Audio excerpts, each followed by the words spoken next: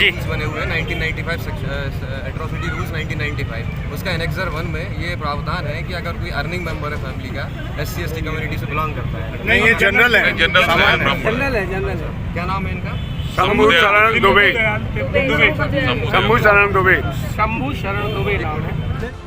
मकरोनिया पर जब तहसीलदार साहब पहुंचे तो उन्हें एट्रोसिटी ST/ST बस दिख रहा। आपको बता दें कि रजाखेड़ी में एक वृद्ध युवक आर्ट एंड कॉमर्स कॉलेज सागर के चौकीदार गार्ड पंडित शंभू दयाल दुबे की रात्रि में पत्थर से कुचलकर हत्या कर दी गई। उसी को लेकर ब्राह्मण समाज ने कुछ मांगे रखी। उसी बीच उन मांगों को लेकर जब तहसीलदार साहब से बात की तो तहसीलदार साहब उसी घटनाक्रम पर खड़े थे, लेकिन उन्हें ये भी दिख रहा था कि ब्राह्मण समाज संगठन है। लेकिन जब उनसे सवाल किया गया तो जवाब आया कि एट्रोसिटी ST/ST एक्ट इतने संगठन के लोगों ने बोला कि सर हम लोग ब्राह्मण हैं, हम लोग भी जिंदा है, SC/ST सभी नहीं होते। जिस दिन इनका जन्मदिन था उसी दिन इनकी हत्या कर दी गई। यह पूरी लापरवाही कॉलेज प्रशासन की है। इतनी बड़ी कॉलेज कैंपस में सिर्फ एक ही चौकीदार था जिसके पास भी कोई हथियार नहीं। पूरे कॉलेज में कहीं CCTV कैमरे नहीं लगे हैं। स्वर्गीय शंभू दयाल दुबे जी की हत्या के विरोध में ब्राह्मण समाज ने मकरोनिया राजाखेड़ी में चक्का जाम किया एवं शासन प्रशासन से मांग रखी कि पीड़ित परिवार को 5 लाख रुपए की आर्थिक सहायता राशि दी जाए एवं इनके सदस्य को कॉलेज में एक स्थायी नौकरी दी।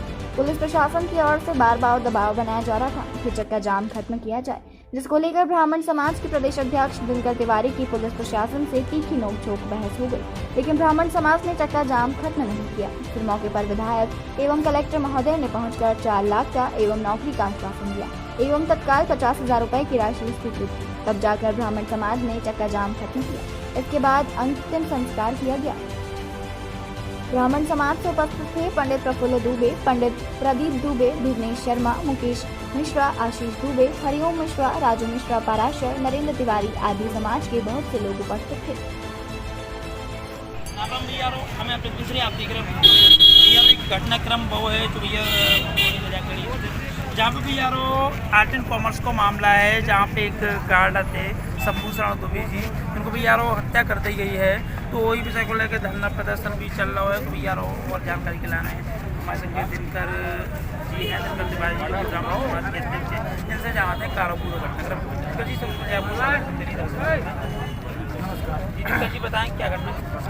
बॉयज़ कॉलेज जिसे आर्ट एंड कॉमर्स कॉलेज के नाम से भी जाना जाता है, जो तहसीली में है, संबंधित जिसकी अभी मृत्यु हुई है स्वर्गीय शंभू दयाल दुबे जी, वहाँ गार्ड की नौकरी पर थे। कॉलेज की लापरवाही से इनका मर्डर हुआ है। तो हम सबकी डिमांड है कि पीड़ित परिवार के लिए 5 लाख की आर्थिक सहायता तत्काल दी जाए एवं पीड़ित परिवार गरीब है, आर्थिक स्थिति उसकी बहुत ही कमज़ोर है। तो कॉलेज प्रशासन उनके परिवार वालों को एक स्थायी नौकरी दे। चूँकि इस पूरे प्रकरण में कॉलेज प्रशासन की गलती है, वहाँ के प्रिंसिपल रोहित जी उनकी गलती है। कॉलेज प्रशासन ने पैसे बचाने के लिए सिर्फ एक गार्ड रखा नाइट में। कॉलेज आउट में है, जंगल में है, लेकिन इतने बड़े कॉलेज में सिर्फ एक ही चौकीदार, ना उसके पास कोई हथियार ना कुछ। कॉलेज की बाउंड्री टूटी हुई है, ना उसमें प्रॉपरली गेट है। इस पूरे प्रकरण में कॉलेज की गलती है। तो हम सबकी मांग है कि कॉलेज प्रशासन अपनी गलती स्वीकार करते हुए पीड़ित परिवार को स्थायी जॉब नौकरी दे और संबंधित परिवार के लिए 5 लाख की आर्थिक सहायता राशि दे।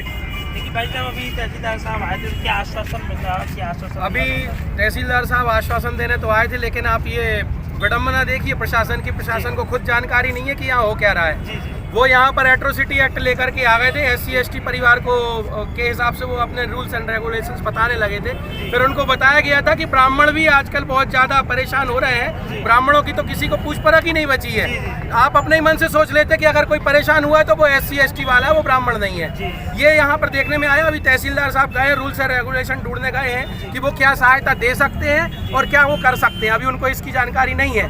तो अभी सीधी सी बात यह है कि जो डिमांड रखी जाइए, दिनकर भाई अभी आपसे बोल रहे थे कि कम से कम 5 लाख रुपए उनको गिरी से गिरी हालत में मिलना ही चाहिए, क्योंकि उनका परिवार वास्तव में बहुत गरीब है और वो किसी तरह से प्राइवेट जॉब में वो 6-7 साल से वहाँ पर जॉब कर रहे हैं और 6-7 साल से उनको कॉलेज प्रशासन ने पक्की नौकरी नहीं दी है। इसके अलावा अभी सुनने में ये आया कि कॉलेज प्रशासन के पास में 1.25 करोड़ रुपए के आसपास का फंड बाकी है। इसके बावजूद इतनी कंजूसी कॉलेज कर रहा है कि वहाँ पे सिंगल एक गार्ड के भरोसे इतना बड़ा कॉलेज छोड़ के रखा। दूसरी बात, हर जगह देखिए गार्ड कोई बहुत बड़ा कोई रोबोट नहीं है कि वो हर प्रकार से मशीनों से बच जाएगा। गार्ड के पास में अपना एक हथियार होना जरूरी है।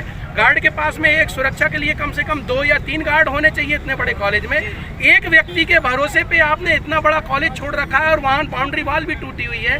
कॉलेज में वहाँ गार्ड की खुद की सुरक्षा की कोई व्यवस्था ही नहीं है। वो व्यक्ति वहाँ अकेला था। अगर वहाँ पर 2-3 कम से कम गार्ड होते तो शायद ऐसी घटना कदापि ना घटती।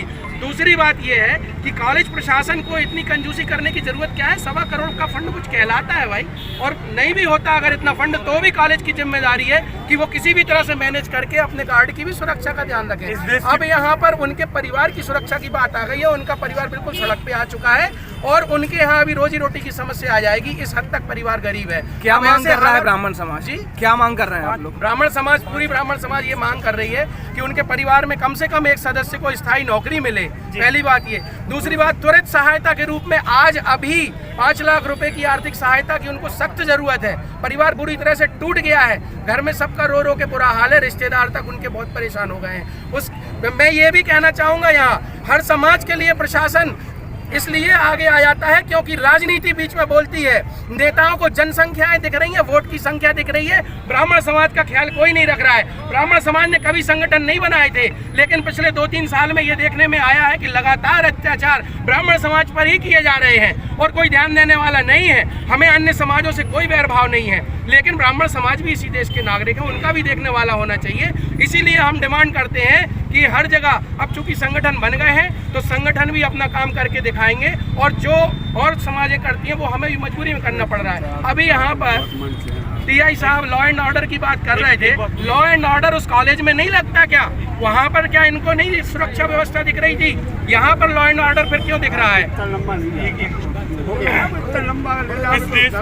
इस देश की विडम्बना देखिए। आज पीड़ित परिवार के साथ हम लोग सब आए, उनको एक जो आर्ट्स एंड कॉमर्स कॉलेज है, उनके जो एक चौकीदार थे उनकी हत्या हुई है और उसके विरोध में लोगों ने चक्का जाम यहाँ पर किया था। क्या इनकी मांगे थी और क्या मांगे पूरी की गई? इनकी एक तो मांग ये थी कि रिप्लेसमेंट में इनको नौकरी दी जाए। तो वर्तमान में जिस पद पर ये थे आउटसोर्स कंपनी के तहत, तो इनसे आउटसोर्स कंपनी से चर्चा करके इनके जो पुत्र हैं या जो भी इनके परिवार के लोग होंगे उनको रोज़गार वहाँ पर दिलवाया जाएगा। इस बात के लिए ये इन्होंने कमिटमेंट किया और ये मिल जाएगा। दूसरा जो विषय है वह इनका राशि को संबंध में था। तो पीड़ित प्रतिकर राशि के अंतर्गत इनको अधिकतम 4 लाख रुपए तक की राशि का प्रावधान है। तो उसमें जो भी अधिकतम होगा वह हम लोग कराने का प्रयास करेंगे और तात्कालिक रूप से 50,000 रुपये रेड क्रॉस से इनको सहायता राशि दी जाएगी। जो आप 4 लाख की बात कर रहे हैं, कब तक मिल जाएगा? ये 1 महीने में, इस महीने मतलब 1 महीने के अंदर दिलवाने का प्रयास करेंगे और शीघ्र अतिशीघ्र जैसे ही बैठक होगी वैसे ही करते हैं। Thank you.